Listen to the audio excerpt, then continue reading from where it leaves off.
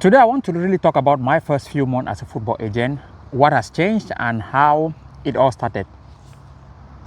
So back in 2024, I wrote the FIFA agent exam and I actually passed the exam. And then I began this exciting journey of becoming a football agent. But of course, as any other new agent, I didn't know that probably starting as an agent, you have to do a lot of things for you to sell your players to football clubs. I had an idea, almost like I think same every other new agent. I had this idea that when you are a new agent, you're just going to ring up football clubs and then say you have a player, and then if they like the player, they take. If they don't like the player, they reject. I think most new agents have that idea today as well. I mean, most people who haven't written the exam or who haven't gone into the industry have the idea that when you're an agent, probably you just contact a football club, contact sporting director, and probably if the person needs your player, the person is going to respond and say, okay, we need this player. If they don't need the player, they're not going to respond. And then you move on to another one. That is that easy. That's the same idea I had come into the industry. So I realized very quick that this is not going to be the way things are going to work. If I stick with that notion, then I'm going to fail. So I did at the first, let's say, I got my license in, I think, if not November, October, one of those months, 2024. Sent some messages to emails to sporting directors, never got replied. Then got in contact with one of you agents and say, hey, I've been sending messages to sporting directors. Why are they not replying? What is the thing? How do you send those messages? Then the agent I contacted has been in the industry for 3 to 4 years, and he told me that that's the same problem he has been facing for 3 to 4 years. Then I contacted another person. It became the same thing. Then I started doing research that, oh, okay, there's something that I don't understand here. You might actually have a license and then also don't be successful. That was the thing that made me started to think that, oh, okay, there are a few things that we need to look at here. What is the thing that I need to do to be able to be successful as a football agent? That was where I started coming and thinking. I said, okay, I need to do some research. I don't just need to have this license and then keep paying this money, annual fee from FIFA. Then when I did my research, actually I realized that majority of the agents in the industry actually are in that same position. Then me also having worked out a lot, worked hard to get my license, I started thinking, okay, I cannot be having this license then not doing anything. So where do I go from here? So contacted one of few companies to work with them as an agent so that I can learn from them. I tried that and I got into the door working with with some people. I think one agent was from, I'm not going to mention the name, but one company was from, I think, an agency from America, and the person was hiring, saying that, okay, I'm going to work in Africa. I'm going to work in certain markets. I said I wanted to work in the African market because it was much easier for me. So because I have people I come from Cameroon, that's my country. So I have people that I can really bring to the agency, young under 17 talents, young under 17 talent. When they are okay and ready to play professional level, we can bring them over for trials. That was my own idea, but I was being assigned to work in another market like the Scandinavian market or other markets because I live in Finland and Finland is in Scandinavia. So the person said no, he's going to assign me to work more in where I live actually. So we started up working and I was learning one or few things here and there, but I discovered that the outside people feel it's really, really enjoyable when you work with a big agency. But I tend also to realize that, okay, there's something that happens also in the big agency because I also did my research to find out one or few information. I discovered that working with a big agency, there are things that, let's take for example, when you have a player, let's take for example, you search for a player, let's say, and then you bring that player to the agency. The commissioning is not actually what you're paid if you get that player signed. And the commissioning, decided by, you are being given a contract to work with them. So it's almost like a 9 to 5 job, I can say that.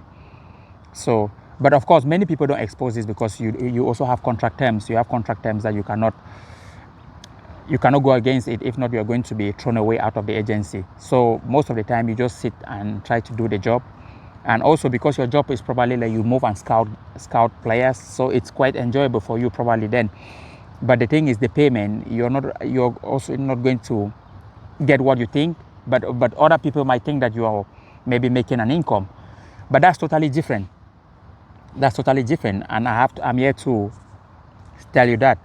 So I spent 2 to 3, 4 months there, but it almost felt to me like I'm doing my 9 to 5 job. I'm doing it a 9 to 5 job, because I got paid a fixed salary no matter if I worked hard and tried to bring certain players to the industry, it became same. So I quickly figured out that, okay, probably in the long term that won't be for me. So, and another thing also I discovered with this agency that I also found out that most agency, also big agency, do is, one thing I discovered was, let's take for example, you find a top talent, a talent that is very, very powerful talent, that is one of the best, and you bring to that agency, which is normal that they have to act like that.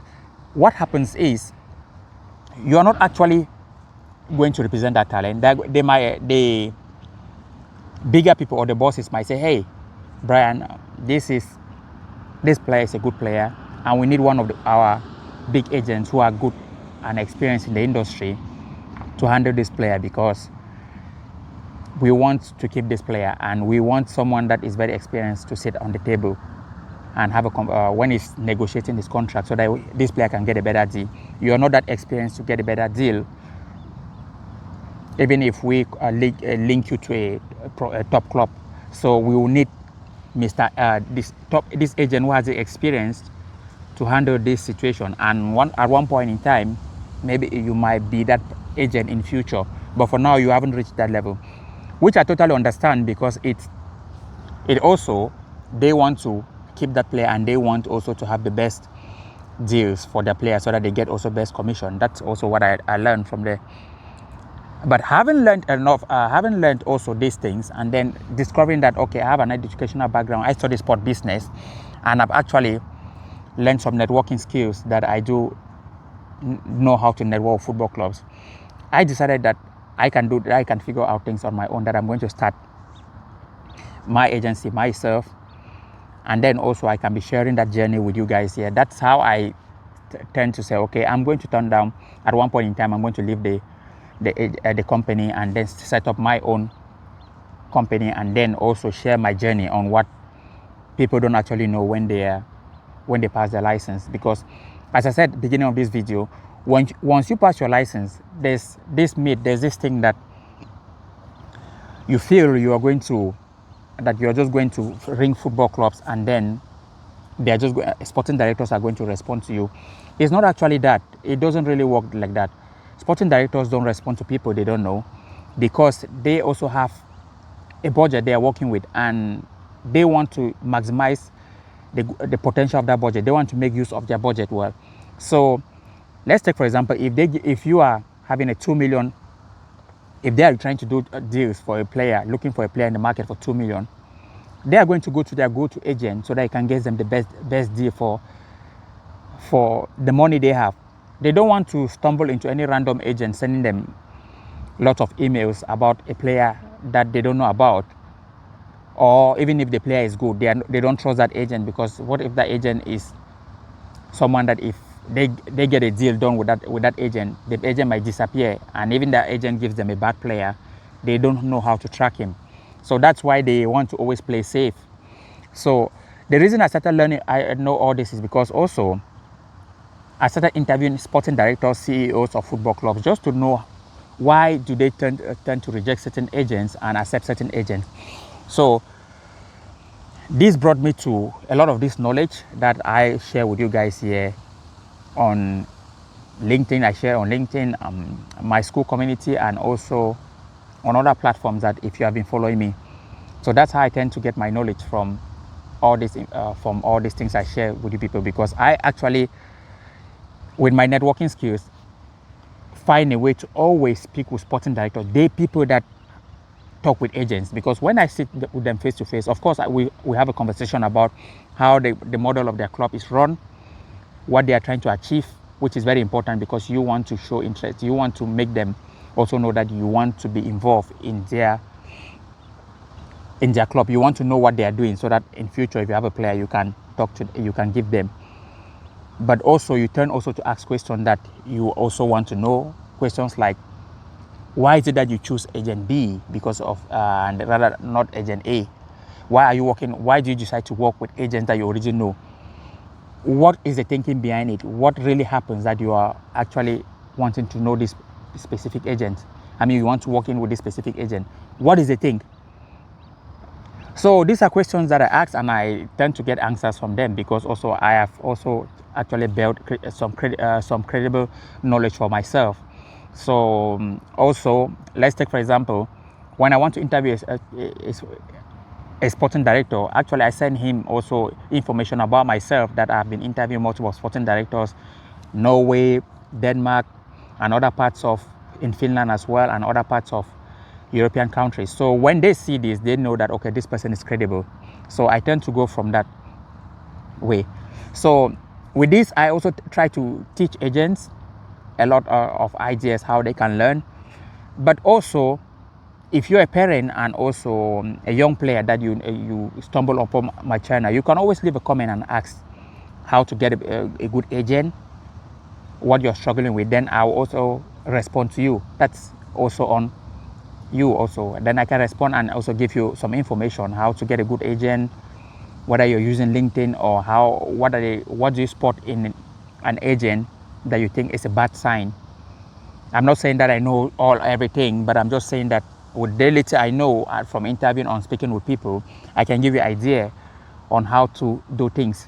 Okay, so that's it for this video. And if you want to work with me one-on-one and you are a struggling agent, I'm going to leave a link that just say work with me.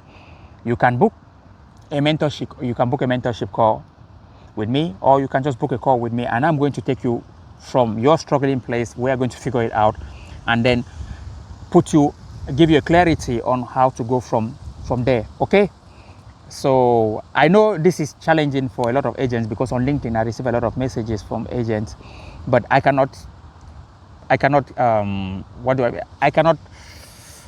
contact everybody.